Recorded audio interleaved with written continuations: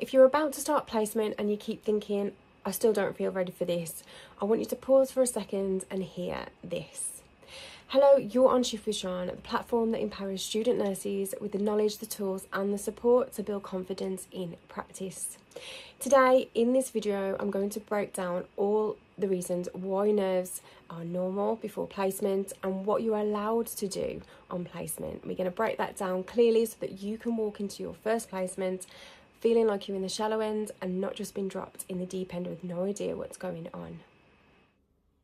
So let's get this out of the way straight away. Feeling unready does not mean you're a bad student nurse, you shouldn't be on placement, or that everyone else knows more than you do. Even if you've worked in healthcare before, which I had, nothing truly prepares you for the first day of being a student nurse. Now, I worked as a healthcare assistant for 2 years before I started my training, and I still felt completely out of my depth on that first placement. And that feeling usually means something really important, and it means that you understand the responsibility of caring for real people, you care about doing things properly, and you care about patient safety. That awareness is a strength, not a weakness.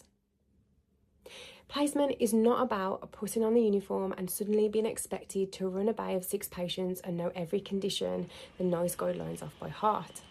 At university, you learn the theory, you practice a few skills in the clinical labs, but real patients are very different. And on placement, you are there to learn in a clinical environment, to observe how care is delivered, to practice skills within your level of training, ask questions and build confidence gradually.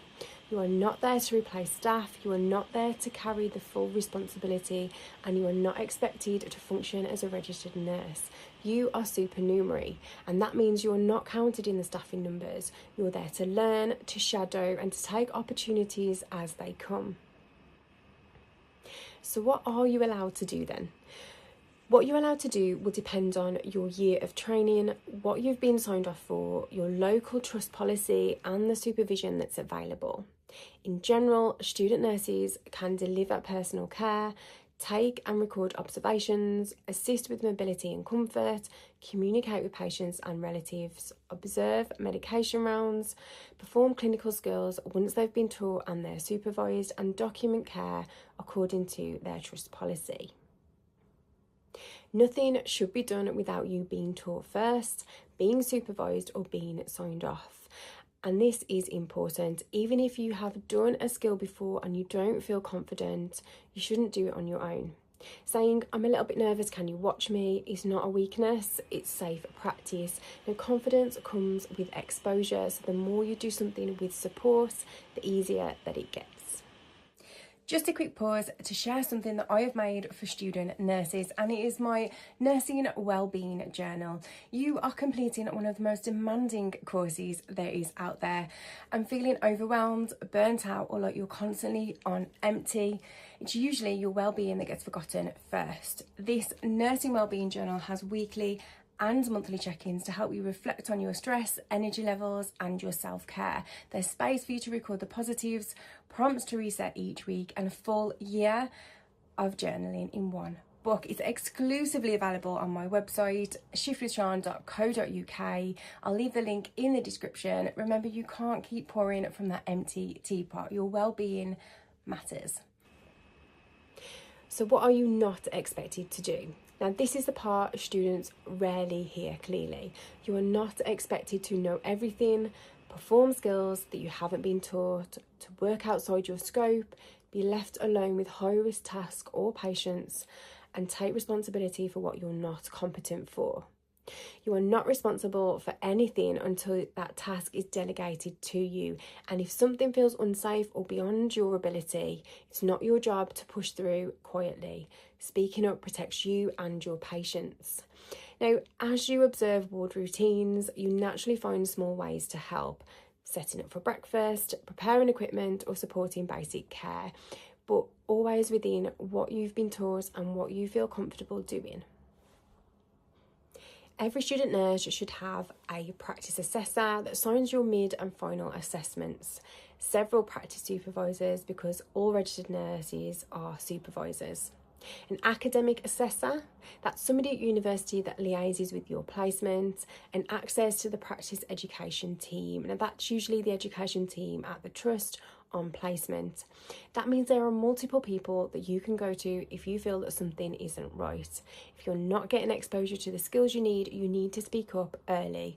Waiting to the end of placement will make things much harder. You will see other student nurses who look really confident, fast and comfortable, but what you don't see is their previous experiences, their internal panic and mistakes they've already made. Now, placement is not a competition. Progress isn't measured in speed, it's measured in learning. If you were better than you were last shift, then you are doing exactly what you're meant to be doing. If placement anxiety is unmanageable, you need to tell somebody.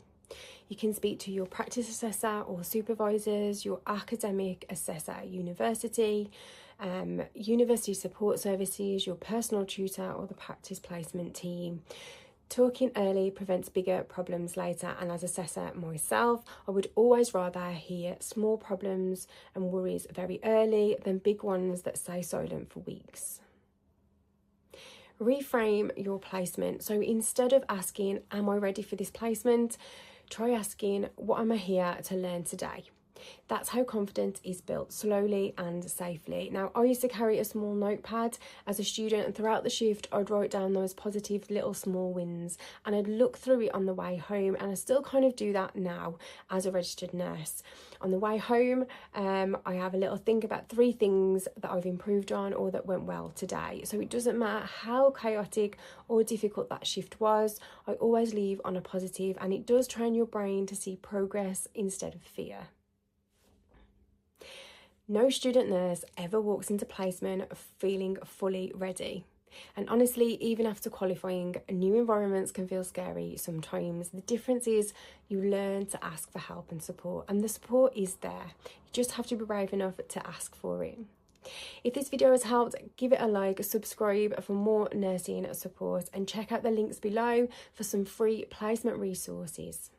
Be kind to yourself, we've got this.